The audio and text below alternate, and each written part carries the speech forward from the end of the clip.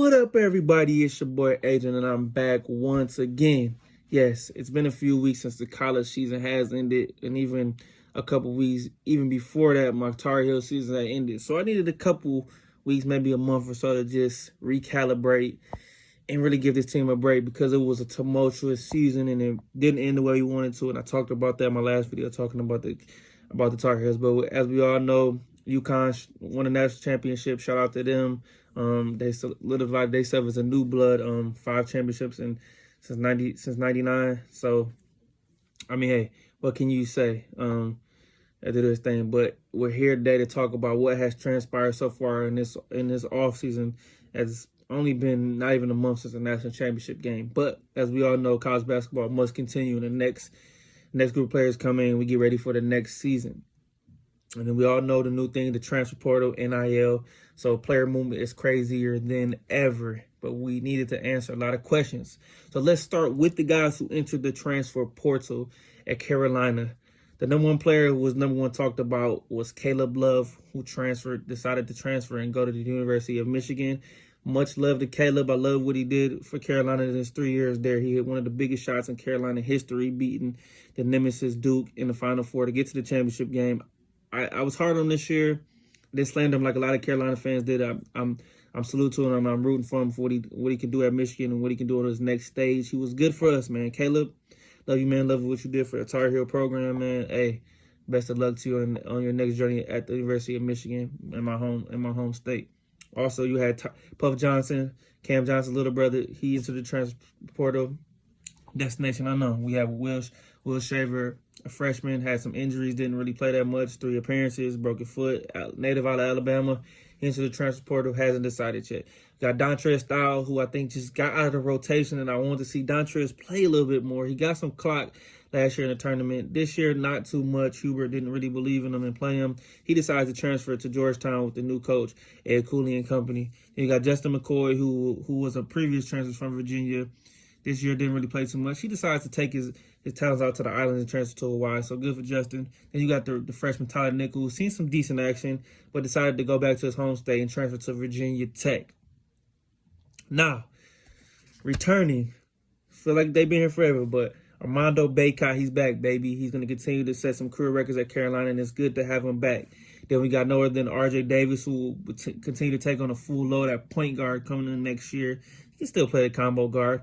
And we got key guys returning, such as Jalen Washington, a freshman, who's going to be way more healthy after bouncing back from season where he was coming off a very major injury, ACL injury. So I think he's going to be full ready to go. We got Seth Trimble, who I think is going to make an immediate big impact coming in. You got marcodunn, who's staying too as well. These are the key guys that are staying. Now, coming in from a recruiting class, only 2 guys coming in. Simeon Witcher, highly recruited for the last 2 years. I watched him out of New Jersey. He's going to come in. I think he's going to be the 6th man. He's going to play a lot of minutes, and I think he's going to have a huge impact and have a big future on the Tar Heels, man. This guy is really talented, man. And then you got Zayden High, a power forward out of Arizona. Watched him play in the Geico's national championship game. His team didn't come out on top, but he's going to give you some size. I think he needs a little development, but it'll be good to have him on there. You know, Carolina developed big guys pretty well, so he'll be coming in. That's a couple guys out of the freshman class. They'll be coming and making an impact. And now, as we all know, Hubert Davis had a lot to say this year about what was transpired during the season. But here's what he had to say on the portal. He said Carolina will look like Carolina and will have the guys that want to be a part of this program, this community, and this university. And I know he's going to try to make this team better. He's going to go into his 3rd year. Expectations will be as high. It will be fully packed and fully pressured. Now, we're going to see what's going to happen. But Carolina went in the portal so far and had added 2 guys. One guy, 2-time transfer. His latest school was Brown. It's Paxton. And if I botch his last name, don't blame me. Paxton Wojcik. He averaged almost 15 points a game, 7.2 rebounds per game, 3.2 assists per game, while shooting 38% from 3, 36% career-wise. And that is the key. Carolina needs 3-point shootings. We were one of the worst teams in the nation last year in shooting the basketball. So that helps add some shooting. He's a big guard, 6'5", a veteran, he'll be a senior. Then we also recently added Had a guy out of Porter named Lynwithers out of Louisville. Louisville was not good this year, one of the worst teams in college basketball, averaging almost 9 points a game, 5.3 rebounds per game, a little under 1 assist. He's a depth piece, 6'8", 230. I think he'll come in and give you some depth, like I said, and give you some energy off the bench. Be a good guy. There's also a couple guys in the Porter that Carolina's looking at it. Nicholas Timberlake, a guy at Townsend. He's a good shooter, a slasher. So we'll see what happens to that. Then you also got Harrison Ingram, transfer from in the Porter right now out of Stanford. Is a hot commodity right now. Kansas is favored to get him, but we'll see if Carolina can get some.